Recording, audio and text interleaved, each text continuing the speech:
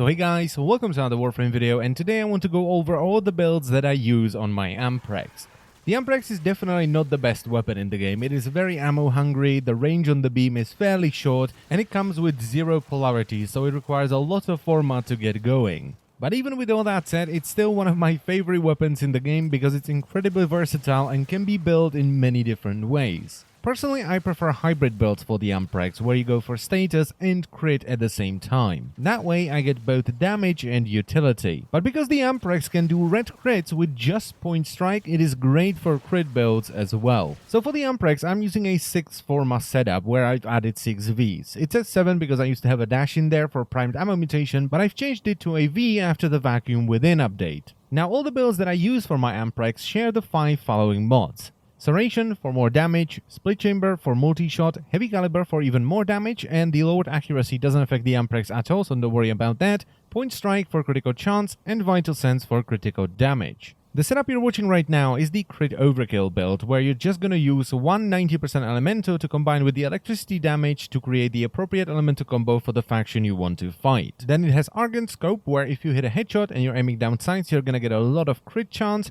and Bladed Rounds, where if you kill an enemy and you aim down the sights, you're gonna get a lot of crit damage. This is not a setup where you just hold the left mouse button and kill an entire room. You have to be aiming down sights and you have to be hitting headshots. But it's also very limited because it's only using one Elemental combo, so it does high crit damage to enemies that are weak to that combo and somewhat mediocre crit damage to enemies that are not weak to it or even resistant to it. Then we have a somewhat derpier version of this build where you're going to use Stormbringer and Infected Clip for higher corrosive damage, but you're only going to use Bladed Rounds, so you have to be aiming down sights, but you don't have to aim for headshots, which with the Amprex can be somewhat difficult. And finally, we move to the full-on derp mode crit build, where you're gonna run Stormbringer and Infected Clip for corrosive damage, and Combustion Beam, so when you kill enemies, they will explode and deal 600 damage to enemies around them. Now, out of the builds that I've shown you thus far, this one does the lowest damage, but it's also the easiest one to use. Then we move on to the status builds, which can be done with just 5 forma. The first one is a standard build that I use versus the Corrupted and the Infested, and it is a high voltage and malignant force for corrosive damage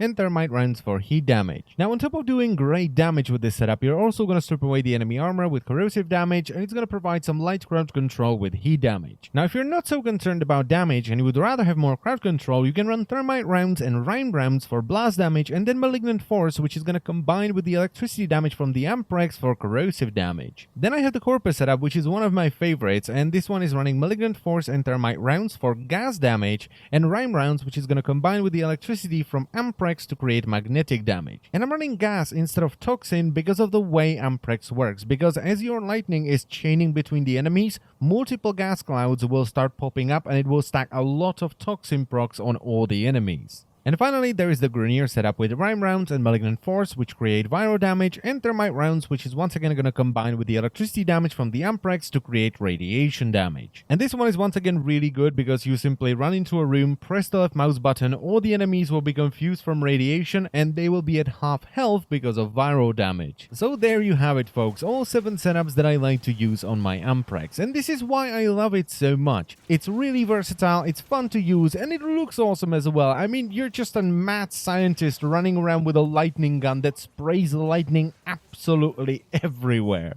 And that's enough fangirling for me today. I thank you very much for watching as always, and I will see you next time. Bye bye.